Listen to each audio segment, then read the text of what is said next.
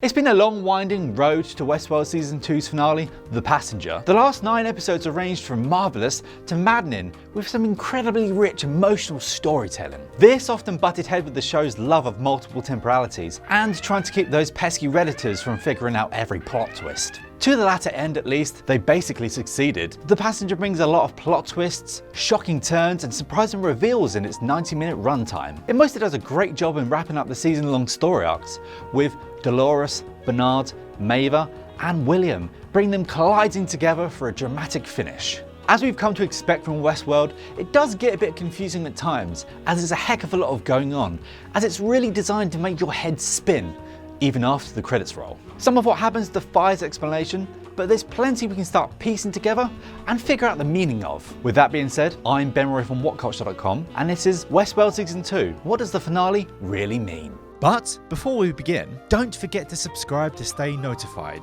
Ding, ding, done. Number 6. The door leads to the valley beyond. We've seen the search for the door through the eyes of many people and in many episodes during Season 2, but none best in Episode 8, and now we actually know what it is. The door, which is reached through the forge, leads to the valley of the beyond. But it's kind of more complicated than that because it's bloody Westworld. We learn that the door itself isn't actually a truly physical thing, as humans themselves can't actually see it. But instead it appears to the hosts as a digital pathway for their consciousness or code to pass through. The Valley Beyond then is a place where hosts can become free from humans and build in their own image. And this later is known as the Sublime. It's a magical place that many of the hosts make it to, including a Chitty and Maeve's daughter, before Dolores, who initially wanted to destroy it, now relocates it to somewhere where only she knows. Unfortunately, Maeve doesn't actually make it to the Sublime, as Clementine is unleashing a virus powerful enough to destroy them all. She then uses her powers to stop the onrushing tide, and seemingly sacrifices herself. It's hard to imagine the show continuing without Maeve, as she's one of the characters that we, the audience, have followed since Season 1. And with her daughter gone, it's hard to see what her motivation would be next. Number 5. Who's actually dead and who's a host? Being a HBO season finale, The Passenger includes a lot of bloodshed, with the likes of Dolores and Bernard getting a bullet through their head. Both of them, however, seem to still be alive at the end of the episode, so who knows actually who is dead and who's alive? Lee Sizemore makes a noble sacrifice to save Maeve, and now he's a goner. Or wait, is he? And then Charlotte is now dead, but her body's risen again. So who's inside of her head? And then we have Stubbs, who lets Charlotte leave the park, even though he states he's responsible for all the hosts in the park, referring to Ford and the core drive. Vague as it may be, this surely implicates that Stubbs is a host posing as a human in the park. But for now, we should be working on the assumptions that Stubbs is another robot, which explains his interactions with Bernard and, to a certain degree, the Ghost Nation. It seems to be left open to give writers wiggle room if they need it. As far as the hosts go, it's most likely none of them are going to stay dead. With Maeve and her gang of thugs gone, including Hector, it's more likely that they're going to bring a few of them back online very soon. And then of course there's the hosts at the Sublime, who really aren't alive or dead, instead existing in a virtual space. There's a chance we'll see them again, but their story wrapped up nicely here, so they should be gone for good. Oh, and of course then there's Ford, who was actually dead, but then secretly alive in the cradle.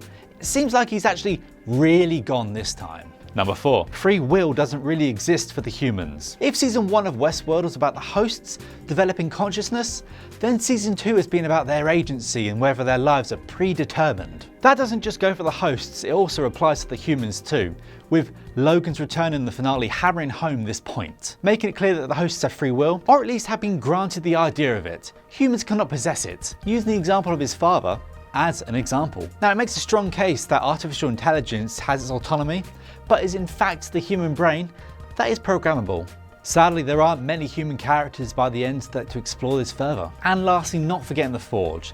This is where Westworld have been storing their sweet human data on all the guests. Which of course they've done via the hats that everyone was wearing, reducing everyone down to only 10,000 lines of code. This just now means that any human character can be swapped out at a moment's notice, which means anyone can now be anyone.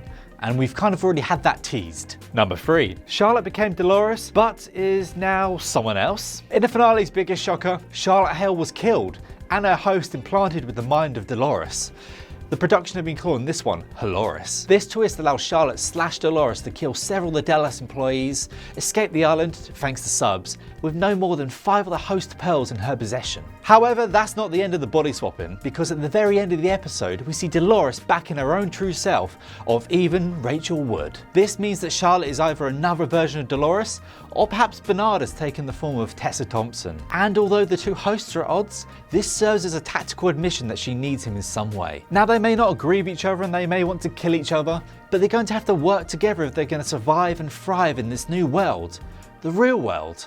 And this power struggle is something that we could explore in Season 3. Number 2. Season 3 is going to the real world. Season 2 of Westworld took us to Shogun World and the Raj, with a number of parks still yet to be revealed. While there's no doubt that these parks will play a part in Season 3's future, whenever that arrives, there's no doubt that Season 3's setting will be drastically different. For Dolores and Bernard at least, the show is heading to the real world, and this is a huge change as we've never really seen life outside of the park, apart from a few parties. On top of that though, there really needs to be a balance.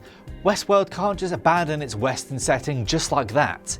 Sure, Shogun World and the Raj are fine, and maybe delving into the real world is a good thing, but don't forget your roots. Just remember what happened to Lost.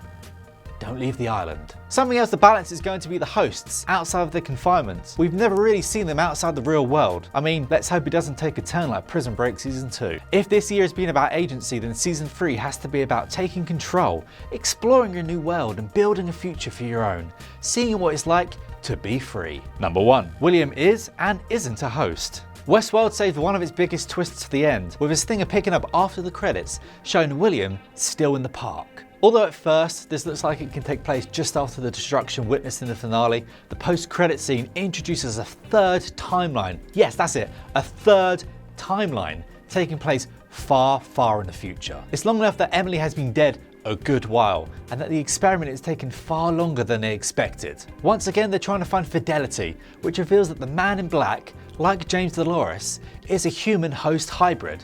That's it. Human-host hybrid. After 2 narrative challenges, he faces his biggest test yet, trying to prove that he is a man of his own free will and that can change his path and not just be stuck in the same loop that sees him killing his daughter. It's a hell of a cliffhanger and not only provides the platform for Season 3, but the long-term goal of the show. So what did you guys think of The Passenger? Why don't you let us know down in the comment section below? And while you're there, give us a like, share and subscribe. I've been Ben Roy from moreculture.com, and I'll catch you later.